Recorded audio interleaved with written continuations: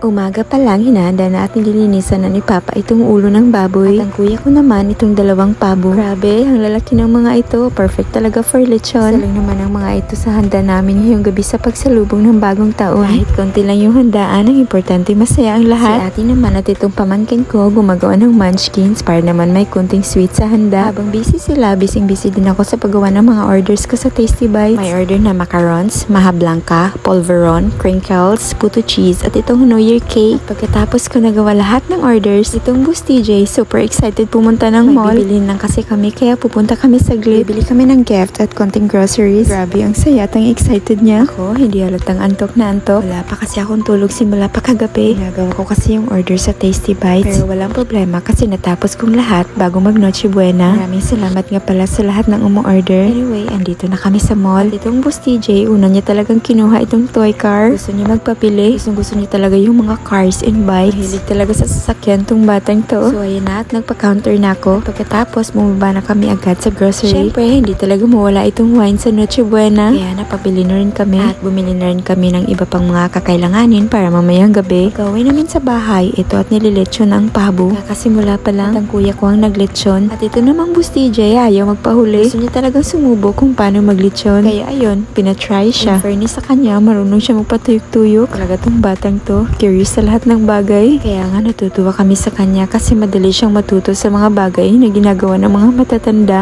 Correct. Anyway, niluluto na rin ni Josh itong ulo ng baboy. Natakam na ako nito. Matagal na rin na hindi ako nakakakain nito. Bago mag Noche Buena, busy kaming lahat sa pagluluto, nagkantahan, nag-inuman at nag-ayos ng decorations. Ang saya maghanda sa pagsalubong ng bagong taon.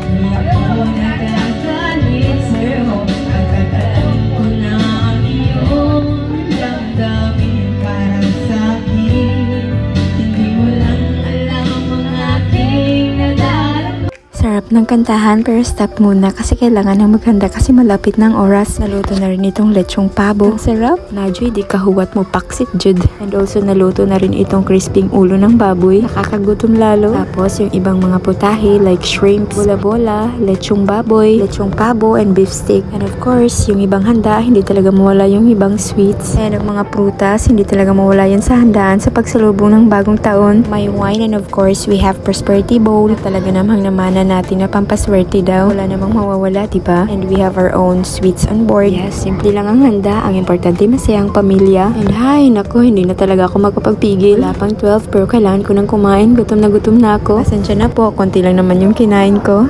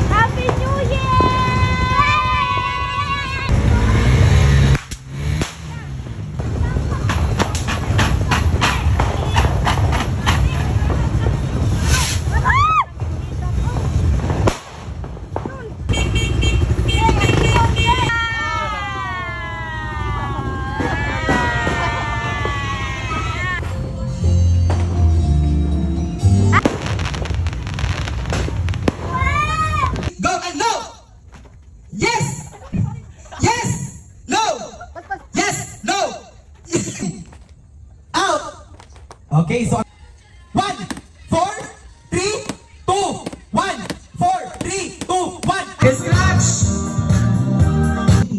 Koko, buku-buku. Oh, wala pa. Kami lang sa pasto nga ba? Go!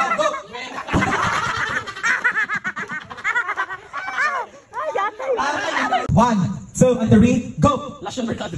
Merkadong karaan sa liluan. Bagong Mercado sa Liluan. Ang saya-saya ng New Year. Sana sa inyo din. Maligayang bagong taon. Bye!